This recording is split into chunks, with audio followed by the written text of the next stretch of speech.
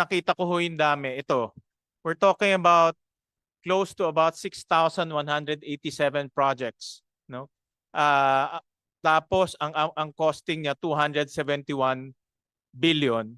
Ang unang instinct ko ho, i-defer muna yung budget ng DPWH para malinis ho to no? Dahil kung hindi ho natin malilinis to, mauulit lang ho to in 2026 like what you said. Kung pareho yung title, pwedeng maging ghost project yun kasi may discretion na ngayon ang district engineer, no?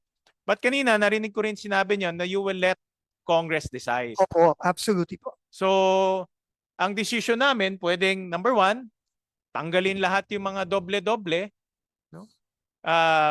And then ang pwedeng matipid natin dito 271, no? 271 billion out of your 600 billion, that's 1/3. Mamaya let si Senator Lauren to expound on that. Or kasi naririnig ko, sabi niyo rin kanina, iba continuation, di ba? I heard kanina na ibang mga projects continuation. So ito po ang sinabi sa akin ngayon na it's possible na continuation. Pero kahit ako po, hindi ko naman alam yung mga proyektong yan. So kailangan po yan i-validate. Kailangan po yan i-validate. Yung sheer volume po ng mga proyekto ng DPWH is unimaginable. No? Ang dami po talaga niya. At kailangan po talaga i-validate yan. Pero para po sa akin, no, kung mamarapatin nyo po, kung meron pong red flag dyan, para lang makasiguro tayo na yung pera hindi mananakaw. We leave it up to the discretion po of the Committee on Finance, no, to deal with these projects. Pero ngayon pa lang po, makakuha po tayo ng listahan, ipapavalidate na po natin yan, no, para po makasigurado tayo. Pero to be quite honest, no, kahit yung validation na yan, hindi ko po i-vouch na 100% yan kung talagang validated yan ng tama. Kasi alam niyo naman po, hindi po natin alam kung ano po talaga ang totoo at hindi. Lalo na pagdating na sa napakaraming proyektong tulad nito. Secretary, no?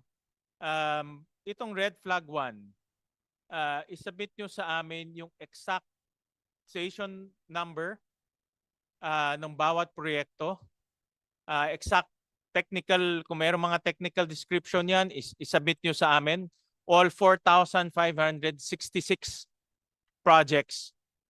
Yung red flag 2 or 3, tatanggalin namin yung mga doble. In red flag 4, isubmit nyo sa amin yung technical description kung ito ay continuation. Tama at po. kung meron.